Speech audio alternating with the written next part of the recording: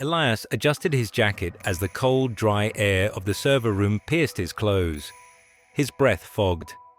The low, relentless hum of 10,000 high-end server blades created a physical vibration in his chest. A constellation of green, blue, and red status LEDs stretched into the dark mechanical distance. This was Sector 7, the newest addition to the complex. He called it New Elysium, but the internal project database simply listed it as HDD-AFT.001. Today was the final validation before full rollout. Elias walked the central aisle, his boots clicking on the anti-static floor. His eyes were glued to his tablet, scanning terabytes of diagnostic logs. Memory allocations were stable. The neural upload handshake protocols were perfect.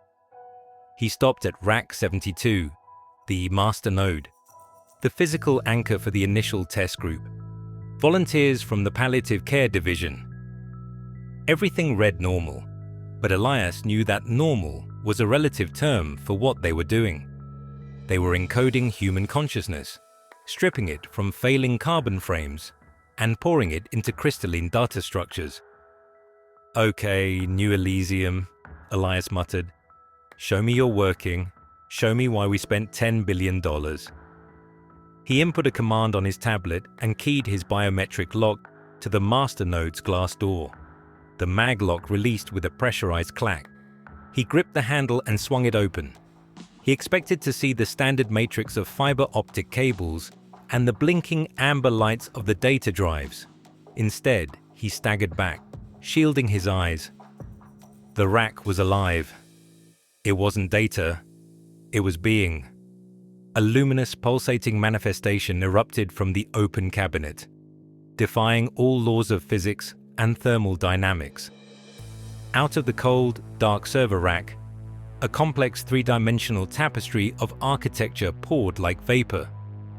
Transparent geometric towers of iridescent blues and amethyst reached out, expanding into the hallway.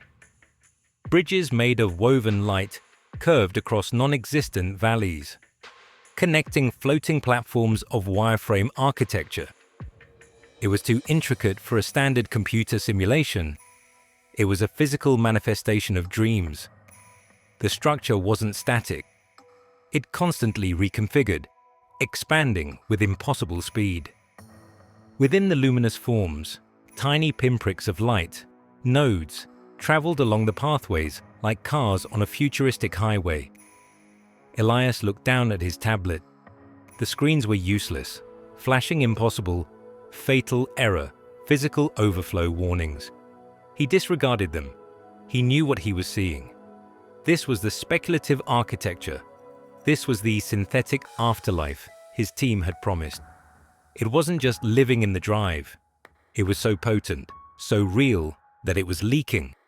The consciousnesses of the initial test volunteers, the dying who had been uploaded just days ago, were dreaming, and their combined dreams were solidifying.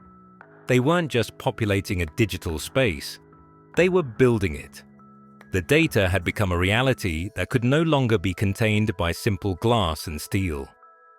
The iridescent neon city continued to flow, its lowest structures starting to graze the floor, its towers pushing up against the data center ceiling. He could hear it now too. Not a machine hum, but a vast symphonic harmony of voices and energy. Elias lowered his hand, his eyes wide with a mix of scientific terror and profound awe. He looked at the neon display reflecting on the glass door he still held. They had done it. They had proven the hypothesis. They had built a synthetic heaven. "My God," he whispered into the frigid air, the words hanging like a ghost. "They're not just stored, they're thriving."